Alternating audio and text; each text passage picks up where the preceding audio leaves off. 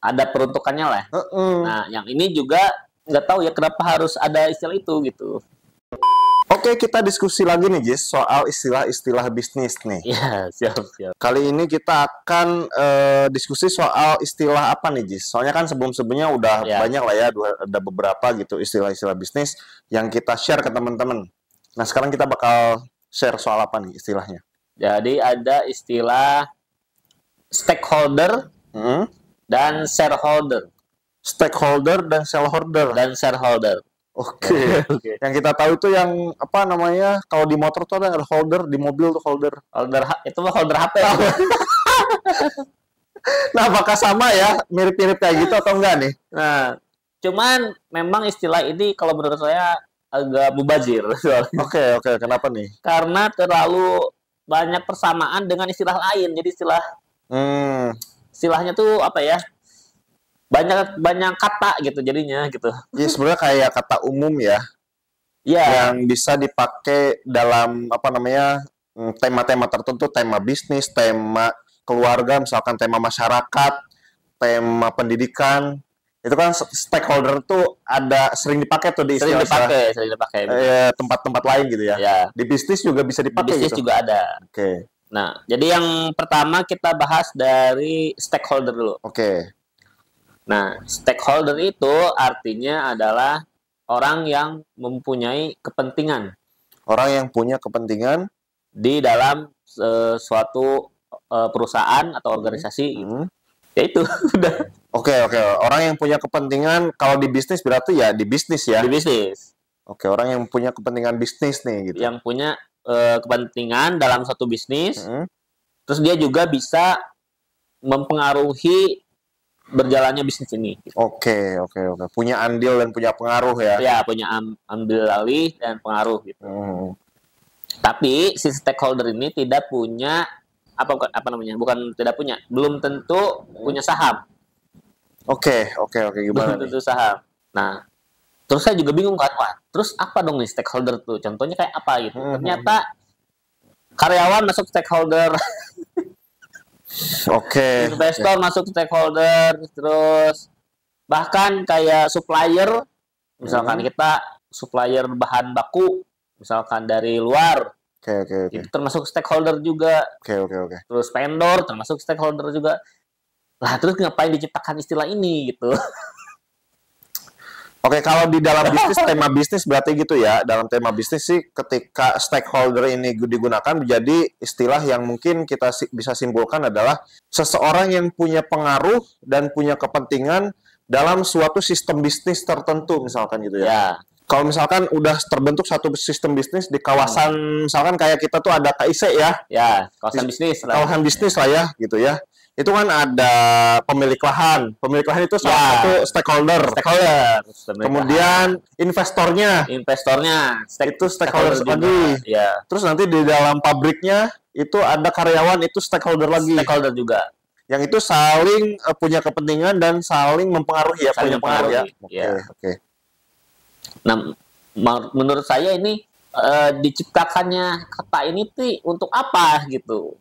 Itu yang masih menjadi pertanyaan, karena kenapa kita nggak pakai aja sebagai misalkan rapat karyawan dan investor gitu. Oke. Atau kenapa harus ada jadi stakeholder gitu? Iya, kenapa ya? Mungkin ini Jis. Mungkin itu digunakan oleh para pengamat mungkin. Kan ada pengamat tuh misalkan. Ya, bisa jadi. Ini para stakeholder misalnya gitu mungkin. Perlu diingatkan misalnya, atau perlu disatukan misalnya, mungkin gitu ya. Ya namanya istilah mungkin dipakai untuk kalimat-kalimat tertentu atau literasi atau dalam jurnalis berita gitu ya. Cuman kalau menurut saya sih ini malah bikin bingung para pengusaha aja gitu. Maksudnya kok jadi ada istilah stakeholder, kenapa nggak kita sebut aja udah pelaku usaha atau karyawannya atau investornya atau pemilik lahannya gitu. Iya sih. Jadi membingungkan gitu. Khawatirnya ada orang yang gaya-gayaan gitu ya. Kita diskusinya bukan di level pengamat misalkan, tapi ya di level kita lagi seminar, ini stakeholdernya gimana? Stakeholder maksudnya gimana gitu kan? Nah, stakeholder apa gitu kan? Nah, kalau misalkan teman-teman nanti ngobrol terus ada yang ngomong stakeholder gitu ya. wah stakeholdernya apa nih, karyawan atau apa gitu, gitu. Atau misalkan pemegang saham atau apa gitu. Kan banyak ya. Gitu stakeholder itu. Misalkan kita lagi ada seminar gitu ya, materinya ngomong ini ngomong tema tertentu misalkan gitu ya.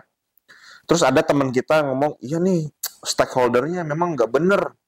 Wah, stakeholder yang mana yang nggak bener? Apakah karyawannya gitu ya? Apakah bosnya? Apakah investornya? Ini yang mana yang nggak bener gitu kan? Tiba-tiba stakeholder aja nggak bener gitu. Nah itu. Itu membingungkan lah bukan? Oke. Nah itu istilah yang pertama stakeholder. Terus ada lagi shareholder. Ya. Shareholder. Nah ini juga menurut saya mubazir juga. Apa nih bedanya sama stakeholder nih? Nah kalau shareholder adalah pemilik saham. Kalau stakeholder? Shareholder. Shareholder. Pemilik saham. Kalau stakeholder belum tentu pemilik saham. Oke. Kalau shareholder itu sudah pada satu identitas tertentu ya? Ya. Lebih mengerucut lagi dan sudah pasti punya saham. Cuman kenapa disebutnya shareholder gitu? Kenapa nggak pemilik saham aja gitu? Iya sih. Ya udah sih kita juga udah sering pakai istilah sebenarnya pemilik saham sih ya. Iya benar. Nah si pemilik saham ini pemilik saham adalah shareholder juga. Terus ada lagi investor masuk shareholder. Terus misalkan owner tapi masih punya saham ownernya misalkan itu masuk shareholder. Ya intinya shareholder ini punya saham gitu. Iya. Ya sebetulnya sih gini. Kalau misalkan si owner nih punya saham ya. Ya, ketika ngobrolin soal kepemilikan saham, orang-orang yang punya saham ya dia bicara berdasarkan sebagai pemilik saham dong. Nah itu, kenapa kita nggak sebut aja semuanya itu owner misalkan? Ya udah owner aja semua gitu. Kenapa harus ada shareholder? Iya. Atau misalkan kita sebut aja investor semuanya gitu. Nah itu yang membingungkan. Kenapa itu tadi? Kenapa istilah ini muncul juga kan? Padahal sebelum-sebelumnya kan ada istilah yang dipakai untuk pengertian yang sama gitu. Iya. Pengertian yang sama tapi kok muncul lagi istilah baru yang membingungkan pebisnis gitu. Iya. Sebetulnya sih secara makna, secara arti juga sama gitu ya. Secara arti sama gitu ya. Cuman ya jadi bikin rumit lah gitu ya. Kalau mungkin di Indonesia tuh kan punya yang namanya anonim ya, persamaan kata. Ya. Tapi itu juga biasanya punya fungsinya gitu. Ya itu kayak misalkan, oh ini mah kata daerah, ini kata Indonesianya, persamaan anonimnya, kata gitu lah ya. Cuman kan fungsinya itu, ini mah dipakai oleh daerah si A misalkan. Ini mah kata bahasa Indonesianya umumnya, misalkan kayak gitu ya. Ya, ada peruntukannya lah. Nah, yang ini juga nggak tahu ya kenapa harus ada istilah itu gitu. Kemungkinan sih mungkin ada ya peruntukannya si kata ini, tapi secara umum lah kalau di praktek itu ya kita sudah mengenal kepemilikan saham gitu, udah mengenal persamaan kata itu juga udah kita lumrah juga gitu. Udah banyak juga sih persamaannya anonimnya kan, kayak apa tadi pemilik saham. Investor juga masuk juga ya. Terus kadang juga owner bisa jadi sebagai pemilik saham juga gitu ya. Jadi pokoknya semua yang memiliki saham di perusahaan itu disebutnya shareholder.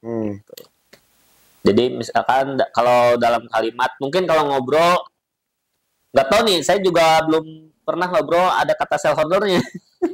Oh iya, Kemungkinan yang akan terjadi adalah misalkan shareholdernya siapa aja nih dalam bisnis kamu misalkan.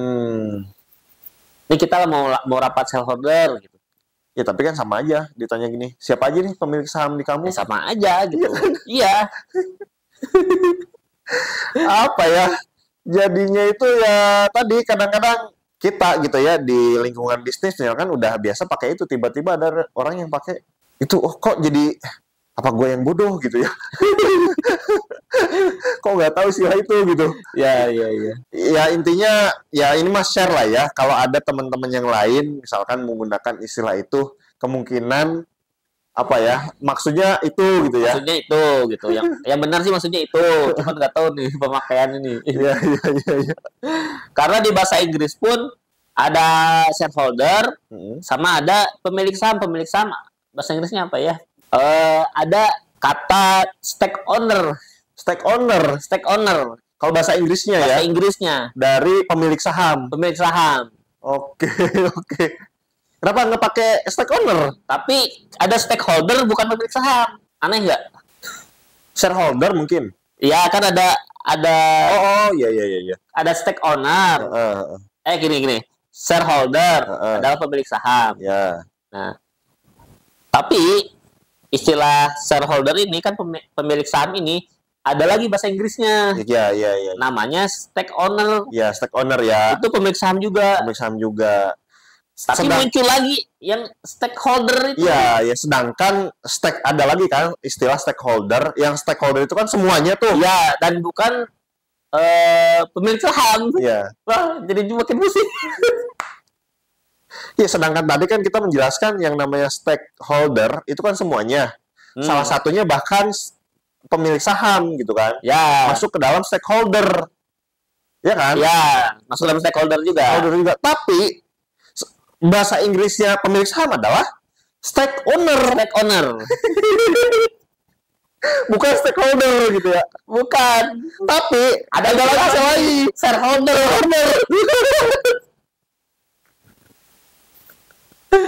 Oke. Bingung tuh. Nah, itu. Yaudah ya, kita juga ini mah nge-share diskusi karena yang namanya dunia bisnis itu berkembang ya. Masa ke masa itu berkembang. Generasi baru itu kadang istilah baru itu digunakan karena ada budaya-budaya tertentu lah ya, di setiap generasi gitu. Mungkin istilah apa ya, dulu nggak menggunakan istilah bisnis gitu. Para coaching apa namanya, mentor bisnis itu dulu mungkin nggak menggunakan ayo bisnis apa namanya, lebih baik bisnis daripada dagang misalkan. Dulu mungkin dagang aja gitu, nggak pakai istilah bisnis gitu. Kan kalau sekarang kan apa promosinya itu buat ikutan apa namanya seminarnya pakai ayo bisnis gitu ya. Nggak ayo dagang gitu ya. Coach bisnis ya, bukan coach dagang. Iya. Ya mungkin ya, saya nggak tahu dulu apakah beneran pakai dagang atau enggak, tapi mungkin aja ada pergeseran apa namanya istilah budaya gitu ya. Karena sebenarnya pada bisnis dan dagang juga itu sama sebenarnya sih, sama. Tapi kenapa ada dua bahasa Indonesia, dua kata bahasa Indonesia berbeda, artinya sama. Kenapa bisa seperti itu gitu? Dan masalahnya ini kata dagang sering didiskreditkan, sering konotasinya tuh jelek gitu. Kecil lah, dagang kecil, jual beli kecil. Padahal bisnis juga itu kan perdagangan. Iya. Mau bisnis misalkan udah punya pabrik, itu kan perdagangan dia, memproduksi barang terus dijual, itu kan perdagangan. Iya, seolah dagang itu kayak kerja kasar, sedangkan bisnis itu pakai kecerdasan gitu. Padahal kan dagang juga pakai kecerdasan juga. Sama. Kan? Sistemnya juga pakai apa namanya, harus mungkin sekarang eranya digital ya, pakai digital ya, dagang digital, dagang online lah. Iya. Bisa disebut dagang online. Tapi ada bisnis online tuh. Tuh kan. Makanya kalau menurut saya sih istilah seperti ini yang satu tadi mubazir, dan kemungkinan ini diciptakan oleh seminar-seminar baru. Jadi biar menarik dia membuat istilah baru sehingga orang-orang penasaran gitu. Padahal artinya sama-sama aja itu juga sama-sama aja ya. Benar. Ya tapi tadilah balik lagi ya, kita share di sini supaya ya tahu aja gitu ya. Ternyata dunia bisnis yang berkembang, ada istilah-istilah yang ya barulah buat kita gitu ya. Kayak gitu teman-teman. Gimana, pusing nggak? Coba komen-komen, sepakat nggak istilah itu kita gunakan di keseharian bisnis kita gitu ya. Nah, kayak gitu ya. Oke, biar nggak bingung juga nih ya kalau teman-teman lagi bisnis dan belum punya logo atau logonya pengen diganti gitu ya, karena ini logonya udah 10 tahun nih, udah jelek misalkan gitu ya. Pengen sesuai kekinian misalkan, itu bisa nggak, Jis? Bisa langsung pesan ke Kebun Desain. Bisa langsung WA ke nomor yang ada di bawah. Nah, selain logo, kita juga bisa bikin desain kemasan, desain media sosial, terus bikin video. Terus bisa juga kita bantu bikin perizinan NIB, terus membantu pendaftaran merek, gitu. Itu bisa juga gitu. Iya, udah banyak lah ya teman-teman yang minta bantuan kita buat melakukan pendaftaran kayak gitu. Ya, nah bisa langsung order aja kebutuhan teman-teman mau desain apa atau mau bikin perizinan apa, langsung aja WA ke nomor di bawah. Iya, tuh ya. Oke, teman-teman, mudah-mudahan bermanfaat. Kalau suka dengan video ini silahkan di like, di komen, juga di subscribe, serta jangan lupa juga di share ya. Oke, thank you. Sampai jumpa di pembahasan istilah-istilah bisnis yang lainnya. Oke, thank you. Bye-bye.